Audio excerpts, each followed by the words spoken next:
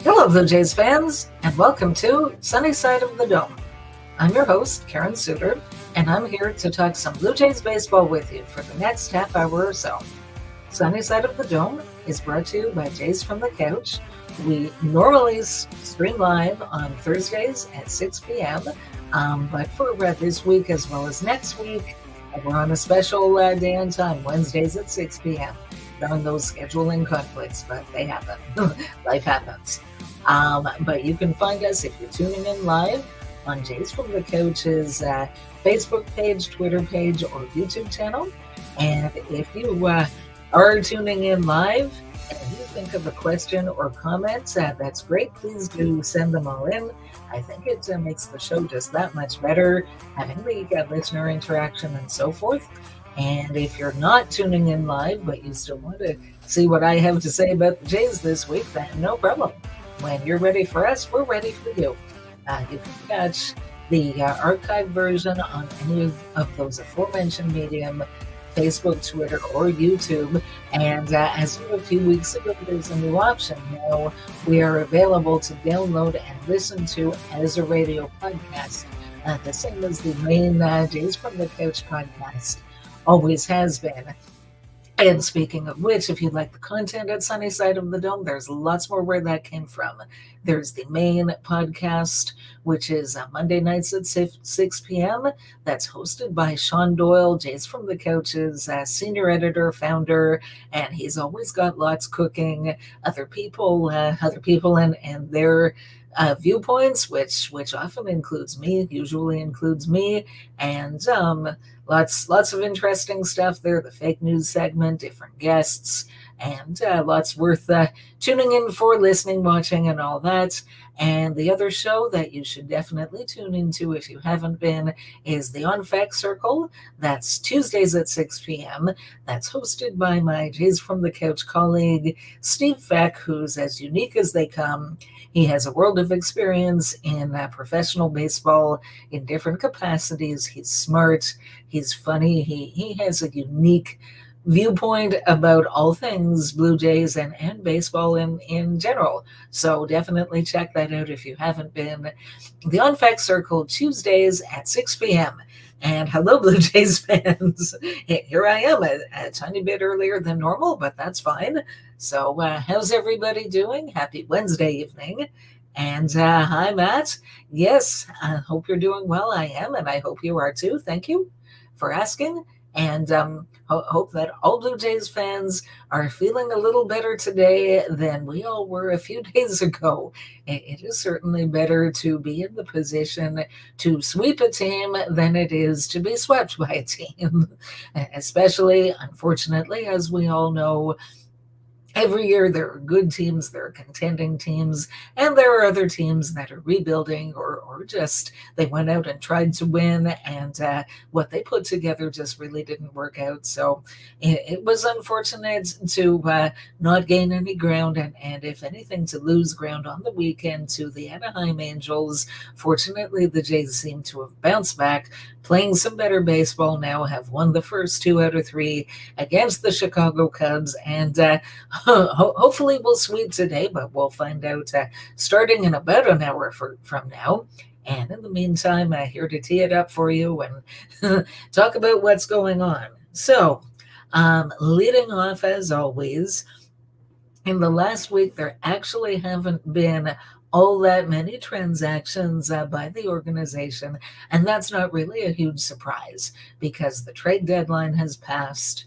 Most of the players that you would be really interested in acquiring, either by trade or free agency, they're already spoken for, the free agents. As far as trades, you can still make trades, but the caveat is none of the players involved can be on a 40-man roster or can have been on a 40-man roster at any time during this season. So it really does limit your options there, even if you're out there still looking to try to improve. But let's take a look at what they've done and what that looks like in just a moment.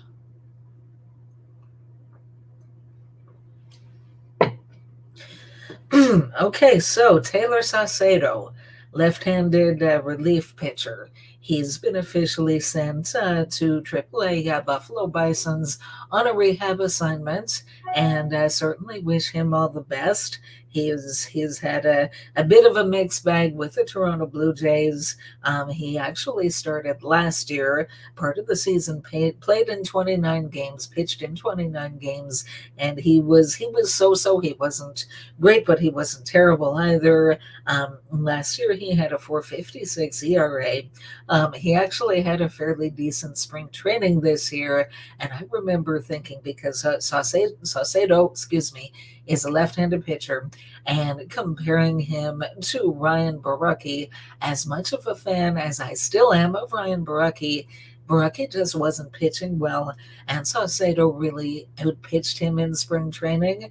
And for two pitchers who were kind of on the bubble, maybe to be a second left-hander out of that bullpen, along with Tim Meza, I kind of wondered if Saucedo would get the nod. He did pitch for the Blue Jays in 4 games, didn't pitch well at all. He had an earned run average of 13 and a half, and he's been on the injured list for a majority of the year. So all the best to him in the rehab assignment, and maybe he can come back. I mean, it's a great thing for the Blue Jays that they've got a certain amount of depth in the bullpen now, so I'm not quite sure how he would fit into that picture, even if he were 100% healthy. But let's cross that bridge when we come to it. And yeah, I mean, as they say, you can never have enough good pitching, particularly good pitching, quality pitching. So see how that goes.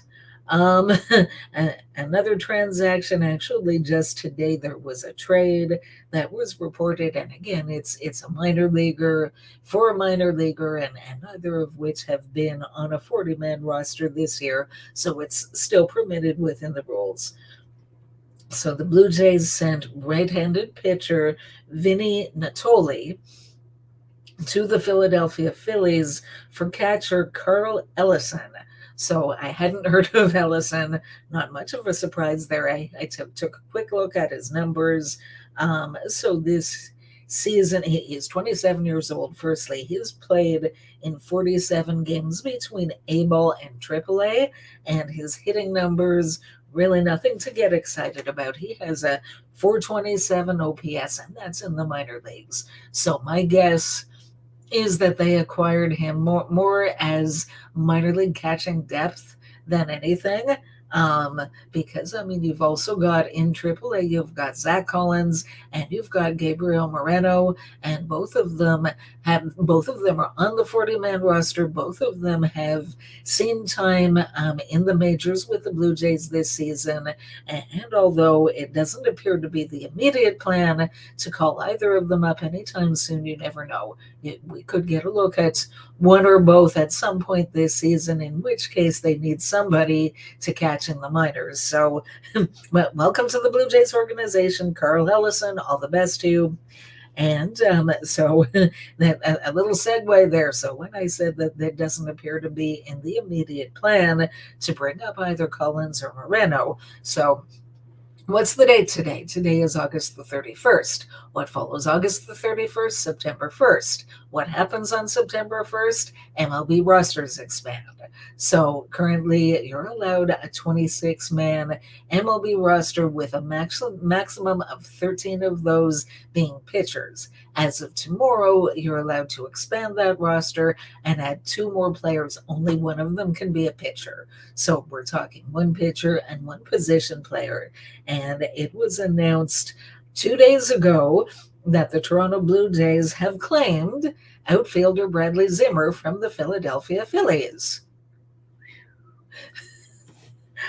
I don't think I know too many people outside of Ross Atkins who truly understands what the point of this is.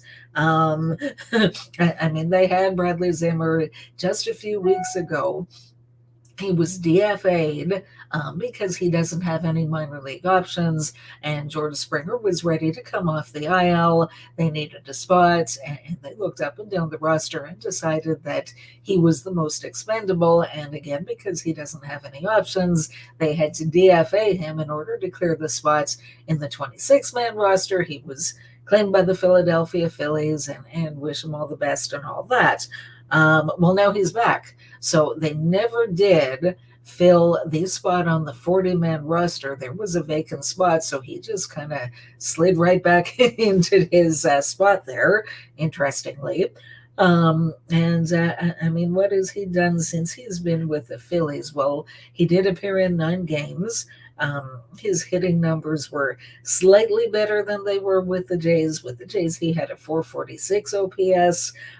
With the Phillies, it was 563. So, I mean, it's a little better. It was more than 100 points higher, but in 9 games, it's a very small sample size, and neither number is something that you're really looking for from somebody taking up a roster spot on a contending team like the Blue Jays. So it's a bit of a head scratcher.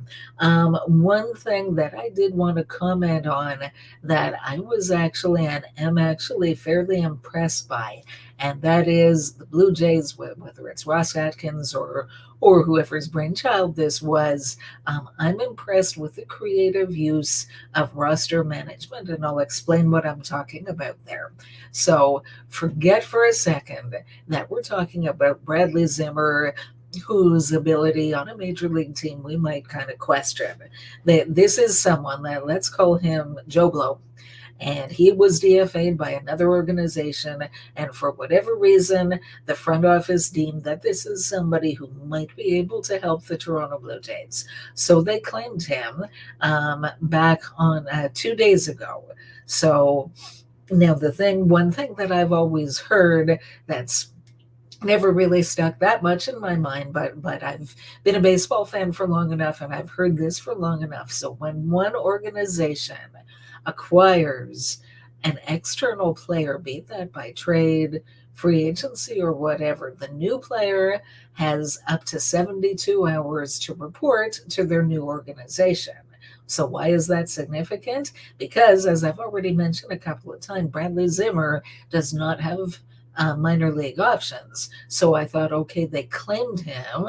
They can't just send him to the minor leagues without DFAing him themselves, and they just claimed him back. So what the heck are they doing type of thing? When it happened, actually, my first thought with Teoscar Hernandez and the problems he's been having with his foot is that they were going to put him on the injured list. Well, that didn't end up happening. And then, so apparently, Ross Atkins announced that tomorrow, when the rosters expand, that the extra position player will be Bradley Zimmer.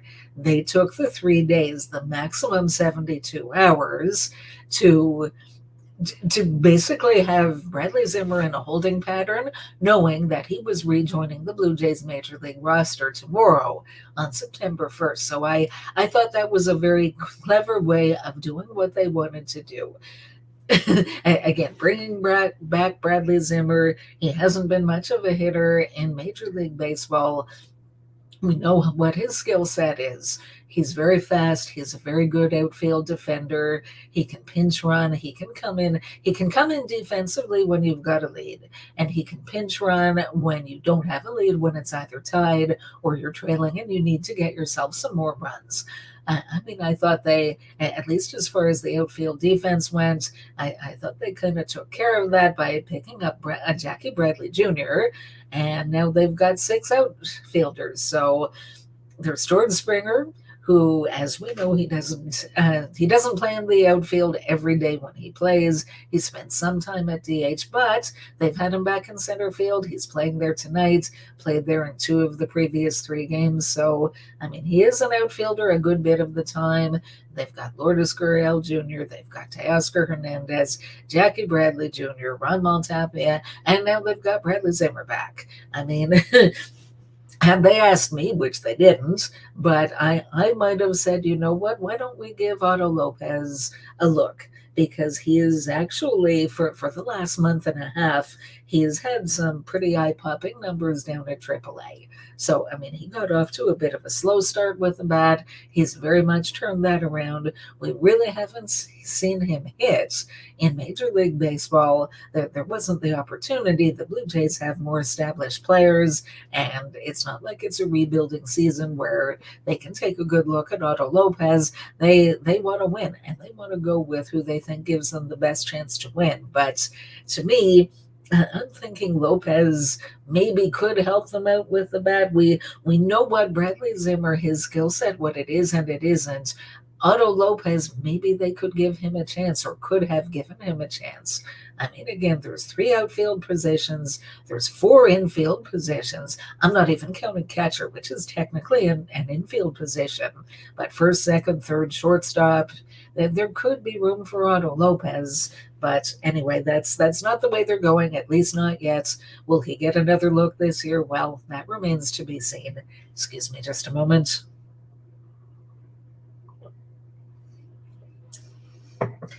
All right, so on to the heart of tonight's order.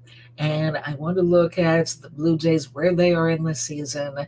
Again, it's August 31st. They've got today, then they've got September, and a little under a week's worth of games in October, partly due to the late start to the season, which was due to the lockout, and we know about all that. But yeah, I mean, the Blue Jays, they're in a decent position. There's 6 playoff spots out of 15 teams in each league. The Toronto Blue Jays hold one of those spots. They have held one of those spots all season long. In spite of that, some people seem to want to give up on them, to say that, it's one thing to say, okay, I've had some concerns. They've been up and down all season. They get hot, they go cold. I don't know what's going to happen down in the stretch. We really want to see them to do well. All of those are reasonable comments. It's not reasonable when they lose, they get swept, unfortunately, over the weekend, as some people are doing, to basically jump off the bandwagon and say, that's it, they're not even making the playoffs, this season is a write-off, and some of the things that I've seen and heard, and I'm just so done with listening to that. I mean, everyone can have their opinions. Myself, if someone is going to be that unrealistically negative, I've chosen at this point to not listen. I can scroll past them on Twitter. I can mute the accounts.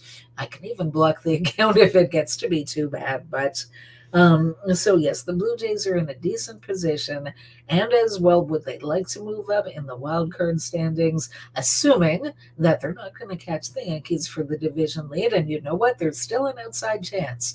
They're 8 games back. There's a few head-to-head games remaining, and the Yankees have just fallen so far from the high perch that they had early in the season. I predicted that they were going to come back to earth. I didn't think they'd come crashing back to earth. I mean, this is just insane. So, can the Blue Jays still win the division? There's an outside chance. I think it's more realistic that they make one of the wild card spots. I'd like to see them in the first spot, and it certainly isn't insurmountable. They're a half a game behind. I don't even have it in front of me. They're a half a game behind one of the teams. There's the Tampa Bay Rays and there's the Seattle Mariners, and they're 1 game behind the other team. So all they need is for themselves, the Blue Jays, to keep winning, and for those other teams to lose a couple of games, and the Jays can get back in the first wild card spot. So I know easier said than done, and the competition out there is tough, but I think they've got what it takes. So what are they going to do the rest of the season? I mean, obviously, the players that they've got have got to play to their best ability all of the time. Apparently, they're adding Bradley Zimmer as of tomorrow. See if he sticks for the rest of the season. Knock on wood, hope everybody's healthy. See if they decide to bring anybody up, send anybody down, or if this is what they're going with for the rest of the season. We'll see. They can also add a pitcher. So what are they going to do? There's some options internally. That's assuming they don't make any external ads, and I'll come back to that in a bit, just briefly. But options that they have in the minor leagues right now. Well, there's Zach Pop. Who was actually doing pretty well with the Blue Jays, and he was optioned when they wanted to activate Tim Meza. So unfortunate because he was doing well. He's someone who has options. Most of the other guys don't. So, so there's that. And I believe I don't know that it's tomorrow that he's eligible. It might be one more day after that because when you're optioned, you have to spend a minimum of 10 days in the minor leagues unless you're replacing someone who's going on the injured list. But they could wait another day, call up Zach Pop, see how that goes. Another option, Matt Gage, although he might not be one of the front runners, but he was someone who was up with the Blue Jays earlier this season. Overall, he pitched very well, and he would be another left-hander out of that bullpen, along with Tim Meza. I know Yusei Kikuchi is left-handed, but I'm not really counting him. I'm talking about left-handers who have a chance to get major league hitters out more often than not. And I'm sorry to have to say that about Yusei Kikuchi, but he really hasn't been very good for most of the season, unfortunately. So yeah, there's Pop, there's Gage. Another couple of options. There's Nate Pearson. He's been on the 60-day IL, but my understanding is he just recently returned to a throwing program. So I'm thinking, even if he would be their first choice, thinking he's still a little ways away. So probably not him, at least not anytime soon. The other realistic option that they could do, I mean, as early as tomorrow if they wanted, is Julian Merriweather.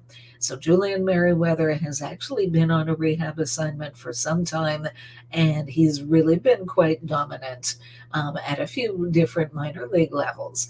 Personally, that's one of the things that I want to see. If they're considering bringing someone up to the major leagues, they should be able to go out there and just dominate minor league competition. That's what Merriweather has been doing.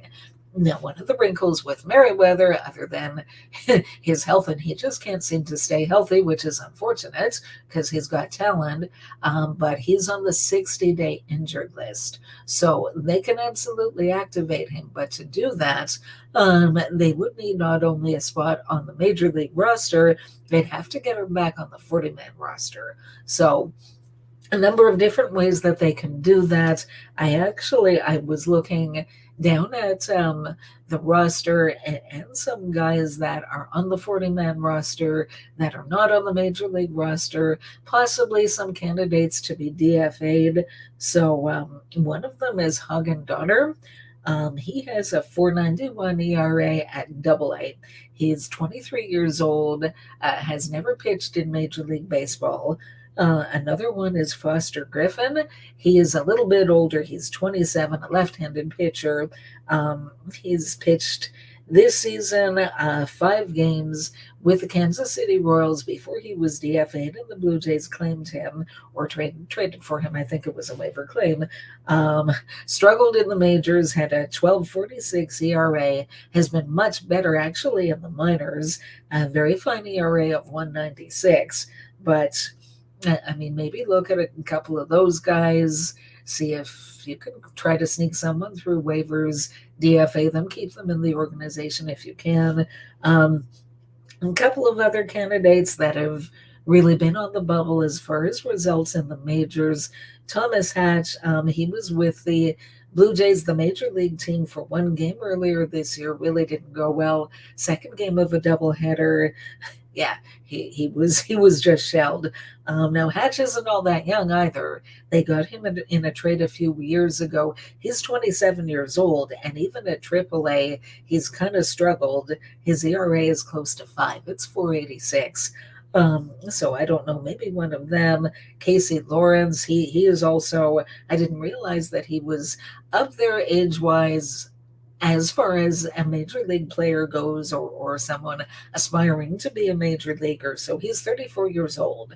He's pitched in 2 games for the Blue Jays when they really needed someone. Unfortunately, didn't do all that well. ERA of 8.04, and he's a lot better at AAA, 276 earned run average. Now, the other thing to keep in mind is the Blue Jays do have a couple of double headers coming up, and they're going to need somebody to start one of the games of those double headers. So I don't know that you want to rid the organization of both Hatch and Lawrence. Maybe one, maybe not the other, but one of them could end up getting a start at some point later on in the season to start one of those games.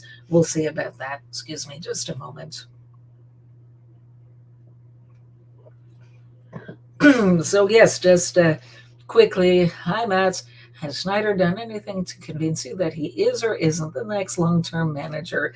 Thanks for the question. Yes, I really like John Schneider. I liked Charlie Montoyo. Watching John Schneider, his managerial style, his strategy so it seems to be a little bit better to me. I see some moves that I really, really liked. There was a game actually right in the middle of that very nice road trip that they had before coming home, where they went 6-1 against the Yankees and the Red Sox. It was that one game, unfortunately, that they lost. So Espinal was the scheduled hitter. The pitcher, so Espinal was the scheduled hitter, and the pitcher was a right-hander. They announced Kevin Biggio into the game as a pinch hitter, and then the opposing manager brought in a lefty out of the bullpen.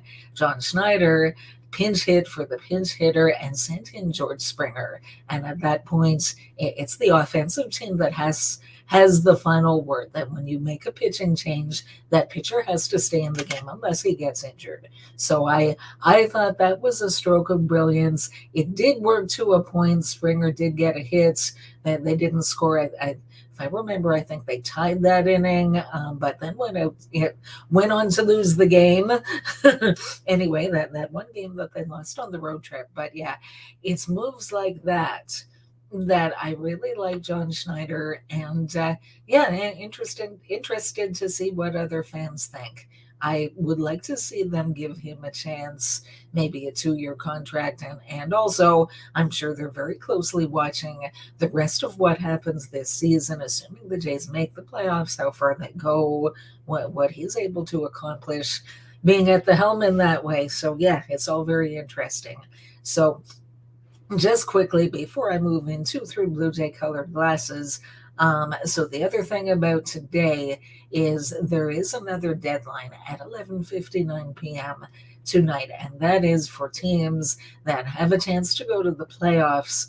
In order to put together a playoff roster once the time comes, there is a pool of players that they can choose from, and that is anybody who is at 11:59 tonight on their 40-man roster or on the 60-day injured list. So you've got the guys that are already on their 40-man roster. There are a couple of potentially interesting free agents still out there. One of them is a former Blue Jay, and he was a favorite of mine when he was here with the Jays, and that's Ken Giles. He was formerly the closer.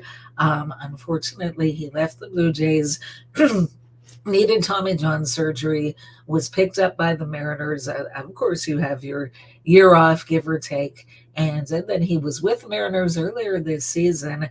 They actually DFA'd and released him, signed with the San Francisco Giants a couple weeks ago, but they just released him yesterday. So he's officially a free agent. And if he wants the chance to sign on with another club, one that's got a good chance to make the major league roster, or one that's got a good chance to make the postseason, and hopefully get onto their major league roster and help them win, then he's got the chance to sign with anybody. And I wonder if the Jays would be interested in a reunion. So they've got until 11:59 tonight to see. I'll be checking my phone for notifications early tomorrow morning.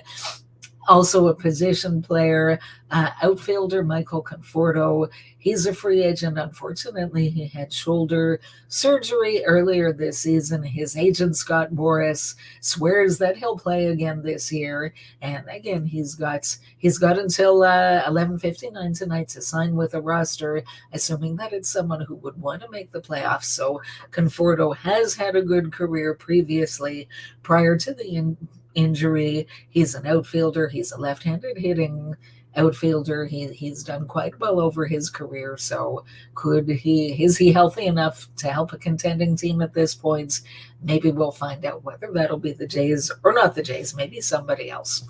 Anyway, had a full episode today and we're almost out of time. So that brings me to 3 Blue Jay colored glasses. So, wrapping up tonight, and here the Blue Jays are finishing up the dog days of August, and they've been so up and down. They've had their hot streaks, they've had their cold streaks, really looked awful over the weekend, but I knew, as opposed to some people who just, I'm sorry to say, to me, it just doesn't seem like they get it, that this wasn't all that they would be and they would bounce back. And I mean, look at Teoscar Hernandez. He had such an awful series, particularly the game on Sunday, that it really looked like the foot was bothering him and that he couldn't run full speed, and it was costing them opportunities to score, costing them outs that they might have made, and so he had a day off. And how much of that was the foot and how much of that was his head, I don't know. Again, there's another thing about John Schneider. Maybe he did something to send a message, and hopefully if he did, that was kept between the two of them or in the clubhouse. But whatever happened, it happened. And wouldn't you know it, Hernandez was back in the lineup yesterday, looked like a completely different person, made an amazing sliding catch on something that could have been at least a run or more for the Cubs, hit a 3-run home run, ended up being the difference in the game for the Blue Jays. I really like Hernandez. I've always been a big fan, and I'm hoping that the Jays can retain him after next season, but that's a whole other story. I'm focused on this season. I'm focused on seeing how well the Blue Jays can do as a team, pulling together, seeing more of that good baseball that we know that they're capable of, that not hopefully down the stretch once they get into the playoffs. And you notice I'm not saying if, I'm saying when, and see what kind of run they can make. I'm excited. I want to see it, and I hope you guys will be there with me watching. And I'll be there this weekend in Pittsburgh. I'm going to see them play in Pittsburgh. Really looking forward to it with my husband and I. Going to meet Steve in person. Really looking forward to that. Hope we don't kill each other. Nah, we won't. It's going to be great. Looking forward to it. And on that note, that's all I've got for you this week. Went a little bit long. We went a little bit long, excuse me. I'm having a cold streak of my own. So have a great week, everybody. Let's go Blue Jays, and I'll see you again next Wednesday.